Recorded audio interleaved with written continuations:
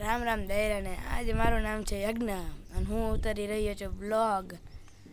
તો આ છે આપણું ગામડાનું વાતાવરણ ભાઈ. ગામડું એ ગામડું, ચારે બાજુ એને જોયેલા વાદળા ફેરાયા, ચકલા પોપટ બોયલા રાખે, શાંતિનું વાતાવરણ છે ભાઈ. ગામડું ભાઈ ગામડું હો, મોજ જ પડી જાય.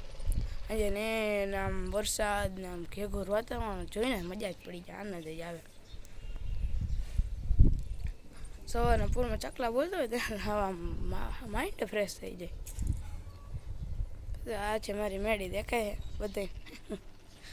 તો મેડીમાં હું કયું બેઠો હોઉં જોઉં પછી ચકલાને કેવા રમી રહ્યા છે. અને અત્યારે ચેણ દીધી તો બધા આવ્યા હતા. તો હવે શું તે જોયું બધાને, કબૂતરાને ઉડી જ રહ્યા હોય અહીંયા. તો અત્યારે અમારા ગામનું આ રામ મંદિરનું દ્રશ્ય અહીંથી દેખાય તમને. આ રામ મંદિર છે પાછળ, ત્યાં તો મજા જ પડી જાય ભાઈ. હા,